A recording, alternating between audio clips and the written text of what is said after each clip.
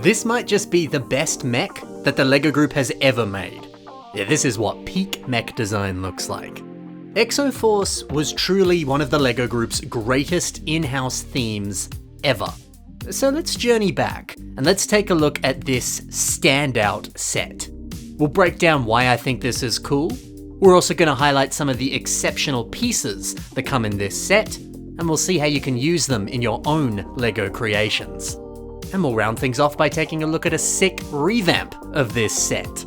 Let's dive in. The Golden Guardian. What a beauty. I mean, just look at all of these amazing stickers.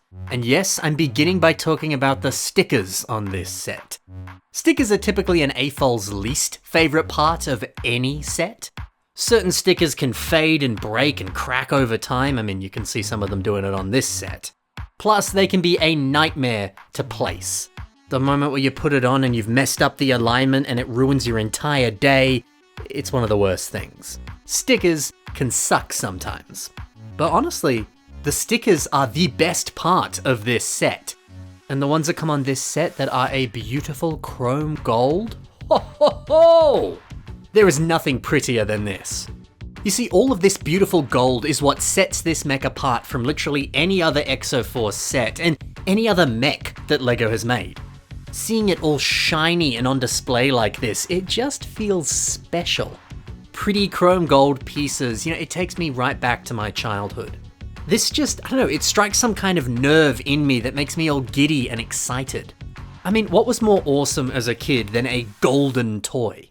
When you open up a pack of Pokemon cards and you find a secret rare gold holo. When you buy a fancy gold edition comic book. When you buy a platinum or a gold edition version of a toy. Or even when you find a shiny Pokemon in literally any Pokemon game. It just feels like you're frickin' Indiana Jones and you found some sort of ancient long-lost treasure that's gonna change the course of human history. Gold toys are the best. And the beautiful color scheme of this mech, it just hits different. That's the power of a good color scheme. It can elevate any set from like, a 5 out of 10 to an 11 out of 10. Well, to be fair, by the way, this set is by no means a 5 out of 10. Even without the gold, it's still exceptional. I mean, let's take a look at this leg design, for example. We've got these silver tubes ebbing and flowing throughout the design, very special, very fancy. Even just the angular look of this, where the lower legs flare out sideways. That's some lovely stuff. I also enjoy seeing some of these missiles up here on the shoulders. It's kinda shocking to see something like this on a LEGO set. Yeah, especially when the LEGO Group is so against anything being too militaristic in their sets. So it's nice to see some missiles, and hey, this is a very nice touch. The opening cockpit is also tons of fun. Yeah, it's simple, but it works. And I guess you can say the rest of this is pretty simple as well. If this were a modern LEGO set, this would use way more pieces, be way more complex, and have some sort of funky techniques in here. But, there's something special about this being a little bit more minimal, a little bit more simple. It's got a nice charm to it, doesn't it? I like that. And I also quite like my boy, Hayato. I will always be a huge fan of his wild, red anime-style hair. That's just the best. He's also got a nice upgrade to his torso here, some fancy looking gold armor, which is a little bit different to how he looked in the very first wave of Exo-Force, as you can see here. I think this is a very welcome change. I'm very glad that my favorite pilot gets the coolest mech of the wave. And speaking of the mech, let's actually go back to those stickers, because there's something kind of mind-blowing here that I can't believe happened. It's worth noting that there is an error in this set. The instructions tell you to place these stickers like this on the feet. But when we look at the box art, they're placed the other way. Strange. Now, looking at the sticker itself, you can see this black section at the bottom. It only makes sense that this would marry up with the black pieces below it. So I guess this means we've got to not follow the instructions and follow the box art instead. It's not every day that the LEGO Group makes a set where you shouldn't be following a part of the instructions. Surprising that that error even occurred. Very interesting. Man, I really didn't think that this review would be talking so much about these stickers, but I've still got more to say. I love the attention to detail on all of these designs. all of these amazing symbols, the English and the non-English text. It adds so much life and so much realism to this mech. Of course, the big old blaster is going to say extreme danger on it. Without that, you're going to be in violation of several occupational health and safety rules. If this was real, you would totally see stickers and decals and all sorts of things saying this kind of stuff. Little details like this add so much to the mech. Oh yeah, and of course, we've got a working launcher right here that we can fire. Heck yeah. So yeah, that's plenty of reason why this mech is the best. I might be a little biased, but I really like this one. But how good are the pieces that come in this set? Can you use them to build your own custom LEGO creations? Let's find out. Let's start off with those stunning gold panel elements. I really like how Joxon has integrated similar pieces on this very old mech that he made. They translate quite well into some sort of wing design. Isn't that lovely? And these look great with other Technic pieces and CCBS armor shells as well. Now, I really wanted to find an example of a mock that used these gold panel pieces and even this gold pillar, but I couldn't for the life of me find anything. No one has used these pieces in these colors. And then I realized I used these pieces in these colors like 10 years ago. Here's a very old mock that I made, which was actually a self-mock of a friend of mine on mockpages.com back in the day.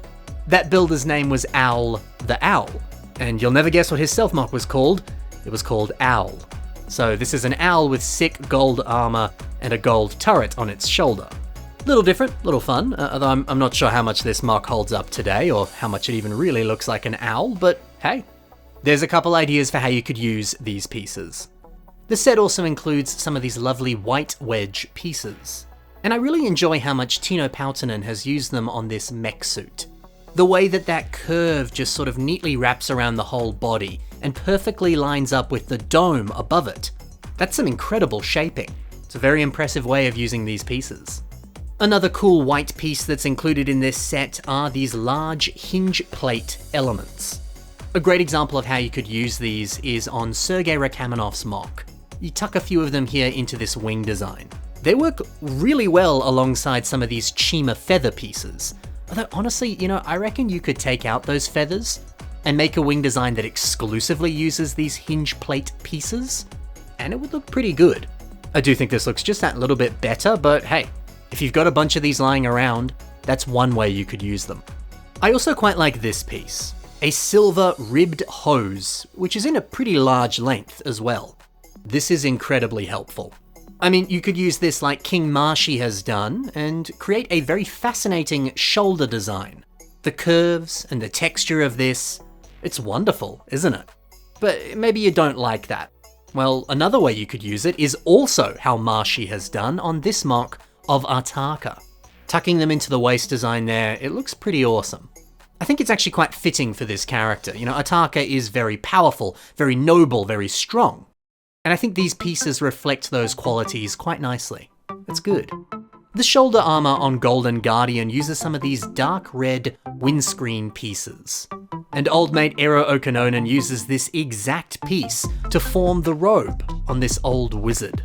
Isn't that amazing?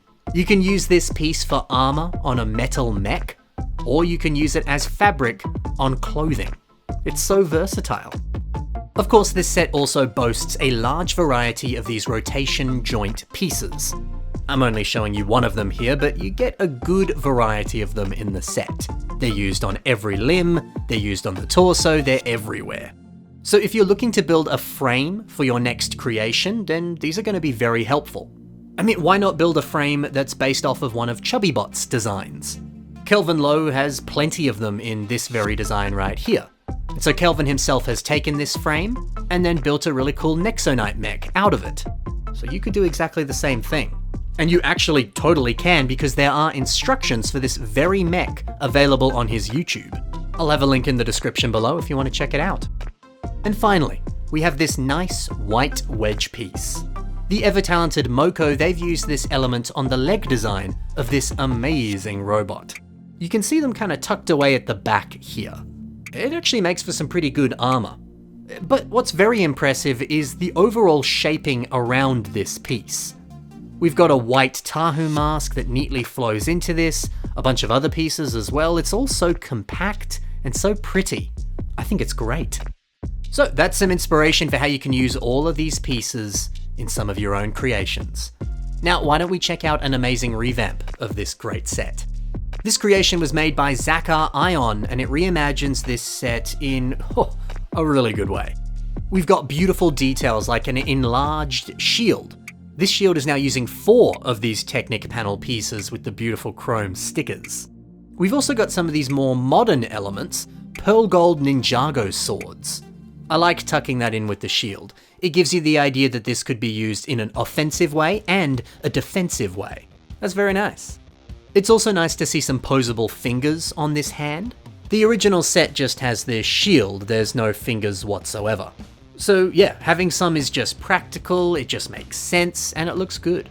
It's also nice to see every other section of the body and the limbs, they're much more heavily armored. The look and the feel of this, it aligns a lot more with your modern LEGO Ninjago sets. They're often a lot more compact and don't have as many gaps in their designs. So yeah, if you were to revamp one of these older Exo-Force sets, it just makes sense that this would be what you'd do. It's sort of the more modern way of building something like this. And it does look good. Very good. Yeah, all this gold armor and these dark red highlights, it looks like a mech that is fit for a king. This rocks. So, that's Golden Guardian. I hope you love this set as much as I do, and I hope you enjoyed this video. And maybe seeing what you've seen today might give you a little bit of inspiration, so that you could go out and build your own system-based mechs. If you need just that little bit more inspiration, be sure to take a look at the links in the description below. You can find more from the builders that I highlighted today, right there. Thanks so much for watching, guys, happy building, and bye for now.